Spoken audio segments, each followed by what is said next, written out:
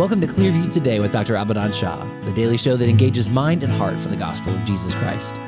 I'm Ryan Hill. I'm John Galantis. You can find our show online by visiting clearviewtodayshow.com, or if you have any questions for Dr. Shah or suggestions for new topics, send us a text to 252-582-5028, or you can email us at contact@clearviewtodayshow.com. That's right, and we want you guys to help us keep the conversation moving forward. And you can do that by supporting the show. You can do that by sharing it online. Leave us a good review on iTunes or Spotify, anywhere you get your podcasting content from. We're going to leave some links in the description so you can do just that. But for today, it is April the 9th. That means our date the word is coming to us from 1 John 4:9. You see how that works? It says, "In this the love of God was manifested towards us, that God has sent his only begotten Son into the world that we might live through him." The truest and most perfect expression of love was God sending Jesus to be born as a baby, to live a sinless life, and to die on the cross for our sins. I mean, that is the epitome of love, in that we are supposed to emulate that in laying our lives down for another person. Now, we are not necessarily called to die for another person, but we are called to put ourselves, to die to ourselves, to put our wants and our needs on the back burner and love others. Love there is not a feeling, it's an action. That's right. And it says that we might live through him. It's another action, you know? So we have a response, is that we live good and holy Christian lives. Right. And I think that's the thing that sometimes we can be in danger of missing, is that we put so much emphasis on what Christ has done for us, which is rightly so, that we forget our follow-up, our participation in the Christian life. So if God has done this for us, it's not so that we can just take a back seat and cruise until we get to heaven. It's that we have now a life on mission to live. And so that's sort of an encouragement for me today, remembering that my life and what I do in this life matters. That's right. And if you guys want to follow us along with these Date the Words, you can do that with the free Date the Word app. In fact, this episode is brought to you in part by that app. You can download it for free right now on iPhone and Android, and every single day connects today's date to God's Word with the hope of making it more memorable for you. I am ready for harvest. Yeah, because it's Tuesday. And It is. everybody knows what Tuesday is. It's harvest time. It's time for the grapevine. Welcome to the grapevine. Doink. I got a gripe. Go for it, my friend. I have 5 for it. children, but that's not the gripe. Yeah, because I like your 5 children. I do too. One I of love them gets on my nerves a little bit. Mine too. I won't tell you which one. No, they're fine. I love my children, and this is true of any child, especially elementary aged kids. Sure. If you send your kids to school, they're going to be walking petri dishes. Ergo, you're going to get sick. Yeah, you're You're get sick, going man. to catch all those elementary illnesses that you Now, thought if you had send made them to made your way. public school or private school? Yes. Both. If they're surrounded by other kids, they're going to getting get sick. sick, yeah. It is the nature. That's true, man. Yeah, they're going to get sick. It's going to happen. And the thing is, like, you know, you can take precautions and you can take all the vitamins and you can have all the medicine on hand. You can catch it early, but especially if you have multiple kids and or many kids in the house, it's going to bounce from person to person to person to person to person. Are you sick? Currently, no. But you were. Holy moly. As I sneeze. Why did that happen? That was so impromptu. I thought you were doing a bit for a second, No, but that was an actual sneeze. That was an actual sneeze. Yeah, I'm going to do the rest of the episode like this. We can attribute that to the pollen in the air. Can you still hear me okay if I talk like this? You can? Okay. That's not an illness. That's just the pollen. That's Wow. all over the Yeah. air. Oh, my goodness. The pollen in the air. I can't believe that's not your gripe, because the pollen in the air Oh, has it's been bad. insane. It's bad. They said, I think that I read a report that said that it was the worst it's been in decades. Yeah. Oh, yeah. It looked like the apocalypse the other day. It's terrible. It's Yeah. awful. The wind blows and the wind is yellow. The wind is yellow and the cars are yellow and the air is yellow and I'm yellow and everything is yellow. What did your kids get you sick with, man? This particular go around, and I'm better now, but this particular go around was strep throat. I remember having strep throat a lot as a kid. Yeah. How was it? Bad. It was bad. It was terrible. Wouldn't wish it on anybody. Ryan, would Yeah. you say that the weather's Opa Coldplay style? It's all yellow. It's all yellow? Yes, very Bro, nice. why did you? Well done. Very nice. Well done. Very That was nice. very Well, good. I'm glad you're feeling better. And yeah, that's pretty bad. See, my kids, the gripe that I have with my kids' sickness is that they just pass it around and it doesn't go away. It doesn't usually come to me. Yeah. Which is, I'm thankful for that. However, I don't like that Holden will get it and give it to Gavin. Holden's now better. Gavin will give it to Ellie. Now Gavin's better. Ellie will give it to Holden. Now Yep. Holden's better. And I mean, now Ellie's better. And it just goes in a circle Yeah, like that. yeah. So sickness in our house can literally, it will last for like a couple of months. Yep. and maybe 2 people will have it at a time. But I'm left. I sort of feel left out. I sort of feel left out. Don't, because now I'm taking care of somebody at all times. Yeah, that's true. Nobody has to take care of me because I'm not sick. Yeah, it's just, I mean, it's one of those things. If you have little kids, you get past it eventually, but man, we're not there yet. And when I get sick, I don't know if this is a genetic thing. I don't know if this is just circumstantial, but when I get sick, I'm really sick for like a day, maybe 2. Ellie gets sick, and like I said, they're just passing around. That goes on for weeks and weeks and weeks. Yeah. Is that like that in your house? Not really. I mean, Elizabeth rarely ever gets sick. Yeah. She'll get a sniffly nose every now and then, but I feel like her immune system is just like superhuman. I don't know. Yeah. She doesn't Some people normally like catch that, it. man. Dr. Shah doesn't get sick very often. Yeah. I don't remember the last time he took a sick day. Yeah. 10 years? I don't think so, man. I think he just does his push-ups and sit-ups and drinks plenty of juice. Yeah. That's it. That's what the you gotta do. secret. That's what if you you're gotta feeling do. bad, do your push-ups and sit-ups and drink plenty of juice. There you go. That's the key. Write in and let us know if your kids are the culprit for illness in your house. Oh, man, because you I already need know they are. I need someone to share in my misery. I need some commiseration here. Write in and let us know 252-582-5028, or you can visit us online at clearviewtodayshow.com. We'll be back after this. Hello, Clearview family. I'm Nicole, And I'm David. and we want to talk to you today about the Clearview app. You know, there are so many churches out there that put their sermons on YouTube and their announcements on Facebook and their prayer list on Periscope. I didn't even know Periscope was still functional. Oh, it's not. And that's why nobody can find their church's prayer list and nobody's prayers be getting answered. But here at Clearview, we believe in making our content as accessible as possible. That's right. Clearview produces so much content every single week, including Dr. Shah's sermons, original music, a full online store, weekly prayer gatherings, and so much more. Not to mention the #1 best-selling Christian talk show of all time. I don't know if that's accurate. Well, maybe not yet, but that's why we want people to download the app. If you're listening from the Triangle area, we encourage you to check out Clearview Church in person. But if not, you can still follow all of our content on the Clearview app. It's 100% free on the Apple Store and Google Play Store. And best of all of our content is right there in one convenient spot. Make sure you download the Clearview app today, and let's get back to the show.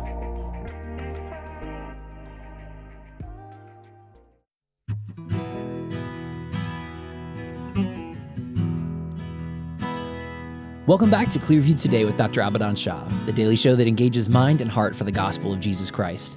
You can visit us online at clearviewtodayshow.com, or if you have any questions or suggestions for new topics, send us a text to 252-582-5028. That's right, and we're here once again in the Clearview Today studio with Dr. Abadan Shah, who is a PhD in New Testament textual criticism, professor at Carolina University, author, full-time pastor, and the host of today's show. Dr. Shah, welcome back to the table. It's good to see you, my friend. See you as well. I wanted to ask you this because we were talking about this in the intro today. You had 4 kids. Right. That's a lot of Still kids. do. He still has them. Yeah, you had 4 little kids Yes. at one time. Ron has more. They were all at the house. Ron has 5. You have 2. I got 2. Yeah. And so when they get sick, right, it's just a matter of time. The clock's ticking. Parents are going to get it. It's going around the house. Yes. Sweet little walking petri dishes. Who would go down first, you or Nicole? That's a great question. When they were young, I don't know how that worked. Nicole didn't get sick that much. Not that I remember. She had allergies, but she didn't get sick that much. And then something changed, and she wasn't as allergic as she used to be. Right. With pollen and all that. Right. And then I became a principal.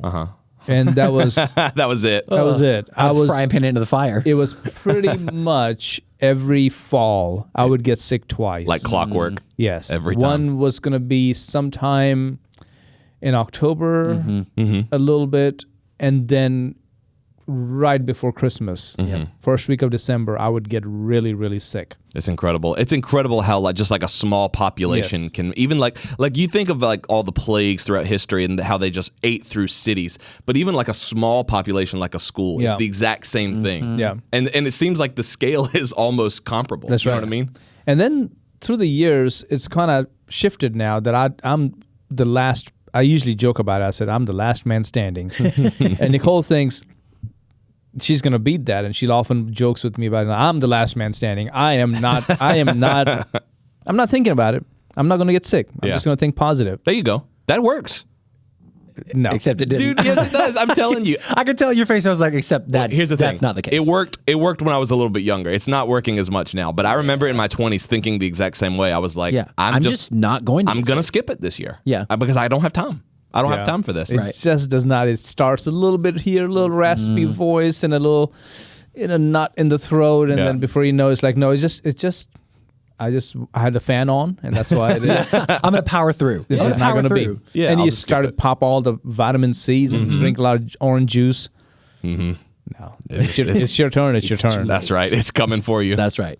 Well, I hope people don't judge us too harshly. Yeah, we Because we did not wrap up the discussion yesterday, but it was so good. Yeah. I felt like or 2 days ago, it was yesterday. it was yesterday. It was yesterday. It was We were yesterday. going to have a special guest on today's episode Right. because of some scheduling conflicts. We've moved that episode to next week, so that is still coming. It's coming. But don't judge us too harshly for that. right. But we want to pick up the discussion on judging Actually, harshly. wait a minute. Don't judge us at all. No, you can judge us a little bit. You can judge us, but If we're you gonna, listen we're to gonna judge yesterday's you with the same episode, measure. you get to judge a little bit. Right. But be careful.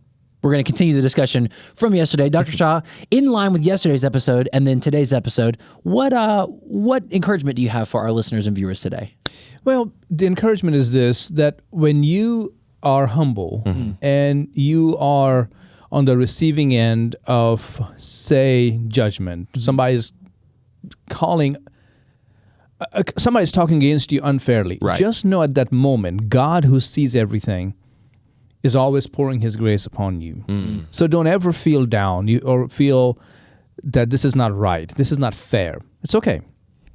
Just know that God is with you. That's right. And he'll pour his grace on you. He will stand with you. So if God stands with you, Yeah. I mean, who can be against you? who can be against you? Yeah. Exactly. So just trust God. If you're facing an unfair situation, somebody's harshly judging you, just know God is with you. Yeah. I think that's something that we tend to forget when we talk about this issue of people judging one another.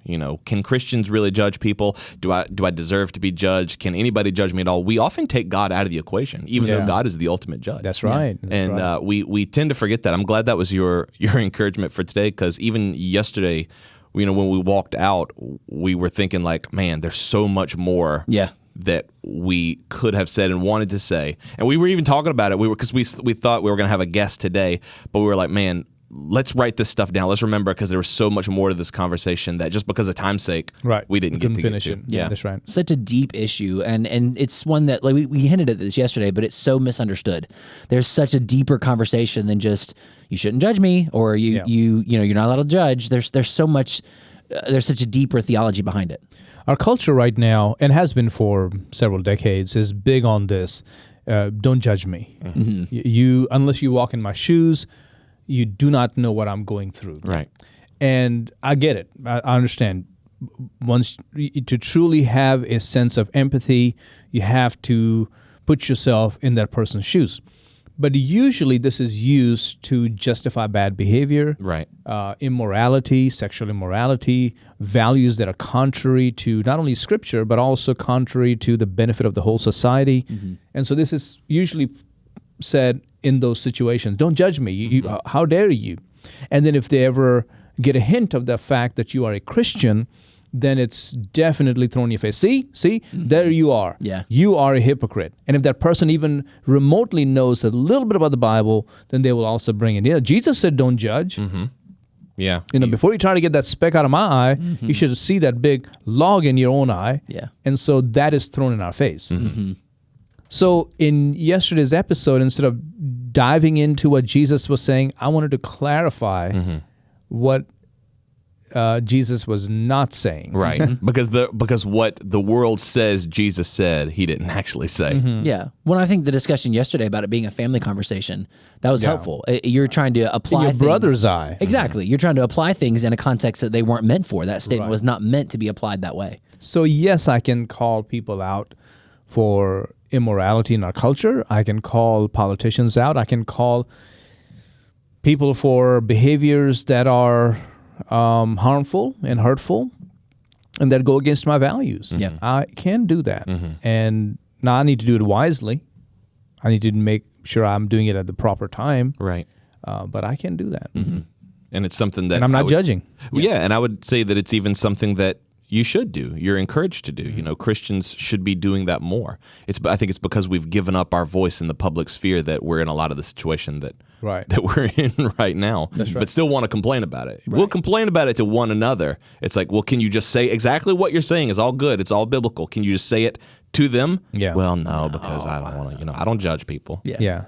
And usually, it's brought up when we're talking about values, because when we speak out and say, no, those things are sin, yes, in America, you have the freedom to live as you want to, but when somebody tries to silence me for saying that, saying that you cannot do that, or it's usually because they want me to endorse their values, or they're trying to get some laws passed that will really give them the leeway and the freedom to do anything they want to. Right.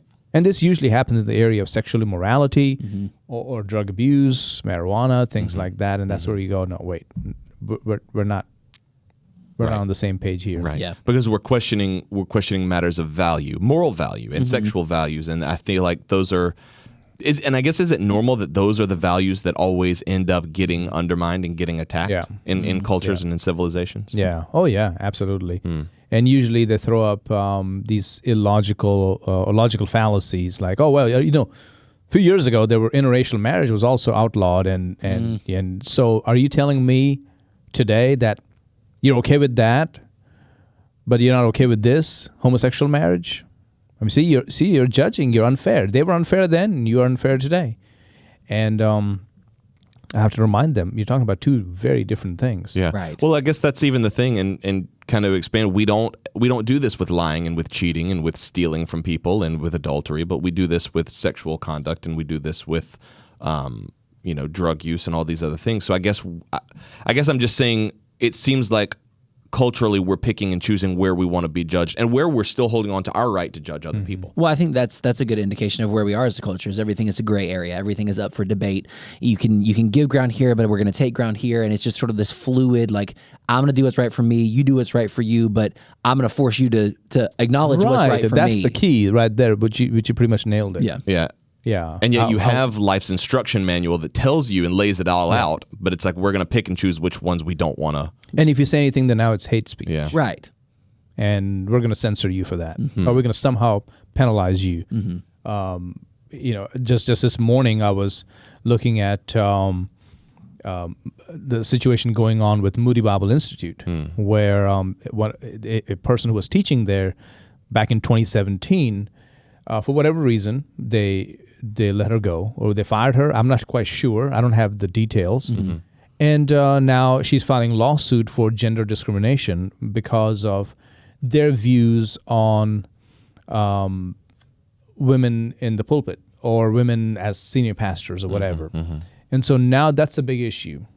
So the court initially, I think, I may be wrong. If I'm wrong, I'm sorry. Please go check the facts. Was sort of dismissive and said, okay, fine, we're not going to discuss that. That's your the preference of your denomination or your institution. That's how you read the Bible. You have the right to do that. But then another judge came back and said, no, we're going to let that case go through, and we will have to try this and see where it goes. And if it goes, then what are the implications for an institution, a church, to say, hey, these are our convictions, so we're not going to hire a person who goes against this? No, you have to. Right. You have to now.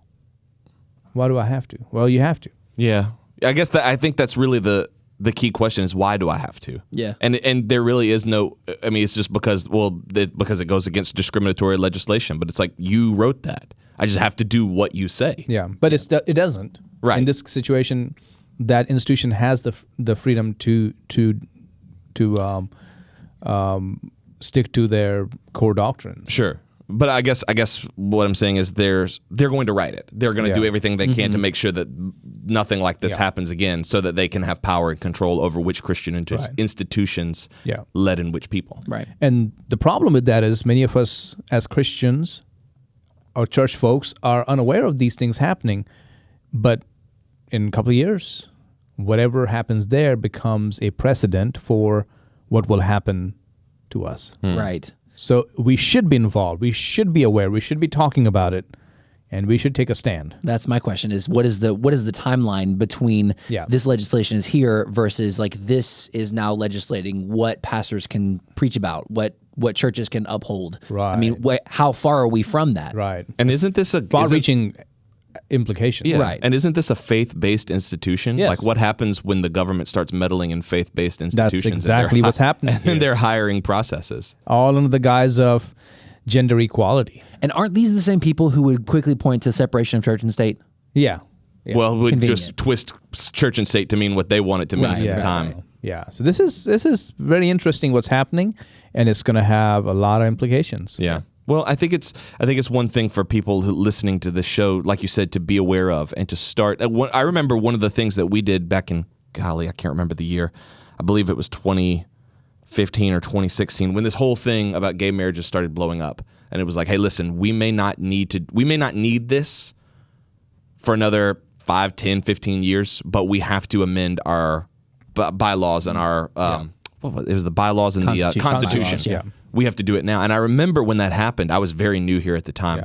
Yeah, this is back in 2014, Yes, probably. I think you're right. But having foresight, that was something that I took away from that, is having foresight to know this might be just a fun talking point on the news right now, but in 20 years, it's not going to be fun. Yeah. And It's all gonna those hurt us. constitution bylaws only buy you time. Right. It's not something that you can say, well, that's it. People are going to attack everything. Yeah. And so we have to keep vigilant, keep the fight, keep our convictions sharp, and recognize when these things begin to happen here and there, you're not an island to yourself. It is going to come to you. That's I right. think that's one of the things that I have learned so much in my time here with you, Dr. Shah, is the balance between truth and mercy. And we can be loving and we can be merciful and we can show people grace and we can, show people the love of God. But at the end of the day, when it comes down to it, we're going to stand up for what's right. And we're going to push back when we're pushed against. Yes. We're not going to go out there with flaming torches and pitchforks, but we are going to say, hey, this is the line and we're not going to give ground because we can't afford to. Our forefathers in American history did that repeatedly. They did that prior to the Revolution, through the Revolutionary War. Since then, people have stood up and fought for our rights. Yeah. And that's why we have the rights we do today. It's ignorance when it comes to history is why people say, hey, that's just this. Like one time there was a young man that I had hired to work here with the youth, and I shared with him how these crazy things are happening, how they're removing certain clauses that protect the protect the church and all that. And his response was, I don't listen to all that stuff. It's election year anyways. That's what they do. That's their... I mean, I hate to say it, but the young man is really not in ministry right now. Yeah, he is just floating through life. everywhere. Yep. Because he himself did not have the conviction. He was enamored by worship. He was enamored by the opportunity to lead music. But as to what is a church? What does it take to lead a congregation? What are the things that we are willing to stand for and even die for? You'll take care of that. The pastor will take care of that. And to him, it was like, it's not a big deal. Yeah. This is not a big deal at all. It's not a big deal at all. It was not even like, I'll take care of it. It was like, that's just election year talk. Oh. Wow. And it shocked me because I was like, wow, I'm an outsider. You are born and bred and raised here. Yeah, this is your home. And you are absolutely ignorant. Yeah. And it's not just ignorant, you're refusing to even learn. And with that attitude, being responsible for young people, you are teaching and training I up was another praying generation. from that moment. I said, God, it's time for him to go. Yeah. Bring Ryan. Right. I didn't know Ryan at the time, so I can't say that. Well, thank the Lord that he did. Yeah. But we had to go through several before Ryan came. Well, But- and I think that's one of the ways that God works is that he shows you these people that, they're a problem right now. And this is something that I've seen. They're a problem right now, but they are showing you what you don't want in the people that I'm ultimately bringing to your organization or to your... And again, and this kind of ties back into what we say. You can look at that and say, at the time, oh, you're being really judgmental towards that person. But God is teaching you something. Yeah. God is not going to put those people in your life randomly and just he's like, I don't know why I did that, man. But you handled it pretty well. Everything has a purpose. That's right. Yeah. the passage we actually started out yesterday is a little different. This is family talk. Right. This is in the family where don't be judgmental towards somebody's speck when you have a log in your own eye. Now, one thing I want to point out here is both it's this splinter is what it really is. The word there, I had it written out somewhere, is and the plank they're made out of wood. So what is very interesting in Jesus's statement is that if you're searching for the sawdust of sin in someone's life, most of the time is because you're trying to hide a huge plank of sin in your own life. Both the sawdust and the plank are made out of the same material. Right. So when you are so frustrated with that one sin in their life, could it be You're that trying you to have hide the your own. same sin, which is much bigger? I think so. Yeah, I think so. And it's a classic just misdirection. I just want everybody to look over there. Like, look, he's got that little thing right there. And I just make sure you just stay paying attention to that. Pay no attention to the man behind the curtain with the plank coming out of his face. I remember learning about this in a psychology course that I took. This is projection. It's identifying in other people what you don't like in yourself. Yeah. And I like how you've said it as well. You should take that as a warning sign. Yeah. Something's going on in you, buddy. That's right. Yeah. Something's going on in you. Like David and Bathsheba, when Nathan the prophet came to him, God sent him to confront him for his sin. What a great illustration Nathan used, where he said, there's a rich man over here. He had this huge herd and of lambs or goats or whatever. And then there was a poor man next door who hardly had this little lamb, this little ewe lamb. And the rich man had a visitor, and instead of going to his herd, he went to this poor man's only lamb, took it, killed it, cooked, and ate. Oh, bro, David was angry. David is angry. He's like, Yes. You ever see when Grandpa gets mad, he just can't talk. He's like, And his response was, as the Lord lives, the man who has done this will surely die. So I see David as someone in the background is like, hey, stop. And he shall restore fourfold for the lamb because he did this thing and because he had no pity. Now, here's my conjecture, I guess you can say. Conjecture is where you're trying to fill in the gaps. I don't think David was as stupid as we think he was. I don't think he was so wrapped up in sin that, you're talking about me. I think he knew. I think he knew. Yeah. I mean, this guy's brilliant. I was going to say, David is no slouch. He's a smart man. Yeah, if we were talking about Saul, then maybe I'd Maybe give you a Saul, little bit. Saul probably would have still been David. there. Yeah, you're right though. That's a good point. David's not an oaf. No. You know. Yeah. We tend to think of Saul as like the big burly oafy, like, but David, like if he knew, Brilliant. do you think this is him like just like you said, trying to deflect, or just hoping he'll get out of it? No. I think he is going along with Nathan. So you say, why would you even say that? Because you're so big on, if it's not in the text, don't say it. Right. Psalm 51. If you ever read Psalm 51, Pull it up. there's so much there. Yeah. David, I believe, was already under conviction before even Nathan confronted him. That's a So good if you point. want to read Psalm 51, we can do that right now. Let me pull up the right translation. Because if you read Psalm 51, it gives you an idea of how he was feeling. So if he's feeling that way and your mentor comes to you, your spiritual mentor comes to you and gives you this story, do you think at that moment you're like, it's not about me? No, you're like, I know what this is. I know what this is. Yeah. It says in verse 1, have mercy upon me, O God, according to your loving kindness, according to the multitude of your tender mercies. By the way, what is the preamble to that psalm? It says, to the chief musician, a psalm of David when Nathan the prophet went to him after he had gone into Bathsheba. Yeah. And then in verse 2, it says, blot out my transgressions, wash me thoroughly from my iniquity, and cleanse me from my sin, for I acknowledge my transgressions, as my sin is always before me. That's a good point. It's always before me. Yeah. So if he's always before him, do you think David is as clueless as just like, oh, you mean me? I didn't think about that like that. I didn't think y'all knew. Yeah. Yeah, that was, okay. I mean, I guess that's me. Also- I would not put myself on the same level as David in any stretch, but there have been times in my life where I have done things that are wrong, and I've Right. tried to keep it under wraps. And you feel that like just everybody's eyes are on me. Everybody's going to find out. And Everybody's somebody gonna comes know. and gives you a story like that. Yeah, and you're like, oh gosh, I did the same thing. Yeah. Let me quick like double down on this guy.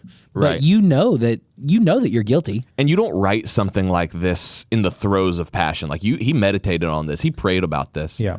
And what he says is this, which is very important. That's why I believe that what David was doing here was trying to make sure that his son doesn't die. Mm-hmm. So what does he say? This is in 2 Samuel 12:5. Oh, let me As the Lord lives, the man who has done this. shall surely die. The He man said- who did it. So he's like saying, yes, you're right. I should be killed for this. Wow. And Nathan's like, that's not how things work, David. Yeah. Your son's going to have to die. Wow. And that's when it's like, no, come on. Yeah. I don't think he was prepared for that. yeah. I think he was thinking, I guess God's going to kill me. Yeah. Yeah. Yeah. Your son? Better for me to take Dad. better to take me out so I don't have to deal with the weight of that guilt anymore. Or nobody else has to pay for this. Just Yeah. me. I caused this. I'm the guilty party. Take me It'll out. be over once I'm done. And when it was said like, no, you're going to bury your son. That's like, oh. Wow. Yeah, that's rough. So I think there's more there than meets the eye if you put Psalm 51 with it. Mm-hmm. Tough, Kind man. of, yeah, it's heavy. It's heavy, and it's like, where do you go with that? Because it takes it from it really takes the conversation from don't judge people to, man, there's sin is very real, Yeah. and it's just a very small part of a much larger conversation. Yeah. Yeah. Judge yourselves, Yeah, and you will not be judged. that's right.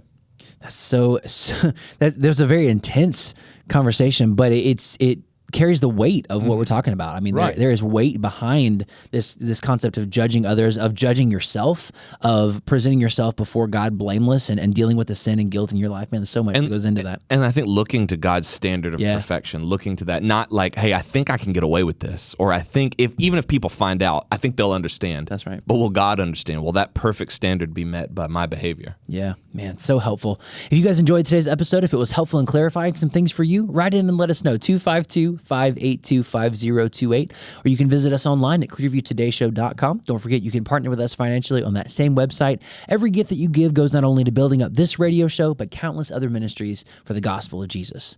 John, what's coming up on tomorrow's episode? Tomorrow, we are talking about counting the cost, because listen, if you don't do that, then you're just going to end up doing what Jesus said. You're going to give what's holy to the dogs. You're going to cast your pearls right before the swine. But you can judge people wisely. You can do this in a very wise way. And I think we're going to culminate that conversation tomorrow. Very nice. Make sure you guys are here. We love you guys. We'll see you tomorrow on Clearview Today.